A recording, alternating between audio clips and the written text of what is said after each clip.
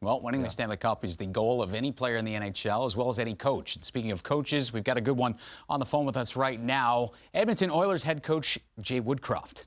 All right, Jay, you get to see the magic of number 97 on a daily basis. And we know that he's all-world at so many different things. But in your opinion, from what you've seen, what is he most impressive at? As you said, he's all-world in so many categories. For me, though, what I'm privileged to see, but most people do not get to see, is the work ethic, the work that gets put in behind the scenes. I think everyone always gravitates towards the highlight reel play, but I'm fortunate to bear witness to the amount of work that he puts in on a daily basis. Not only is it amazing, but it's truly inspiring. Jay, Brian Boyle here. I was just wondering, it's probably a coach's dream to have a number one center as elite as Connor McDavid.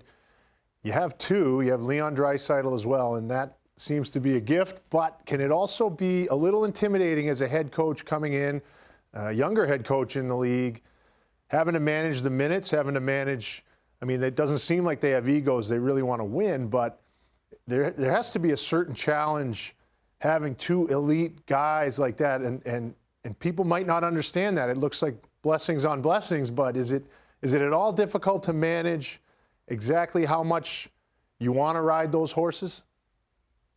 Well, I think that's a really good question, Brian. For me, I would use that word that you use. I feel that in Edmonton we're blessed with two number one centers, and that's part of who we are. It's part of our organizational DNA. I think for the coach that is responsible for opening the gate and making sure you're putting people out and getting what they need, but at the same time the team getting what it needs, I think that's something that I think a lot about. As a young coach coming into the situation I came into a year and a half ago, I used the same phrasing, which was I do feel blessed, but I do know that top players, in my experience, top players want to be led, and that's what I try and do as their coach.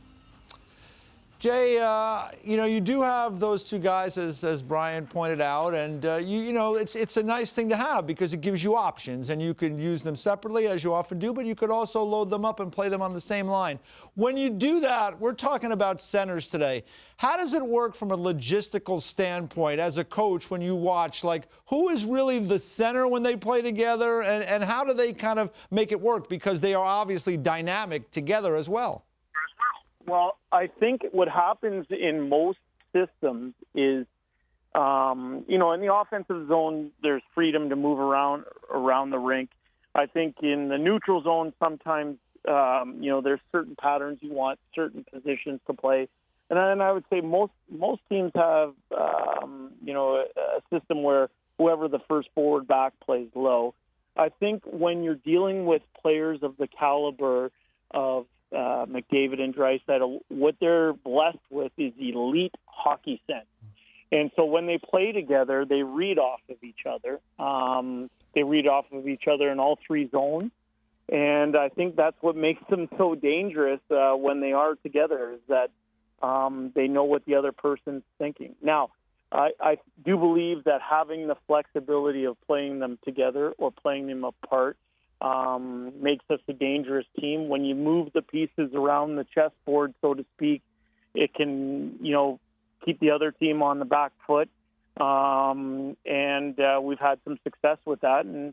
But like I said, with both of those players in our lineup, that makes me a better coach and certainly our organization a better team. Yeah, the league's playing checkers. Those two guys are playing chess, as we've seen the last couple of seasons. Jay, we appreciate you helping us out here on our countdown to the top 20 centers right now. Let you get back to the cottage, your happy place, and enjoy what's left of the offseason.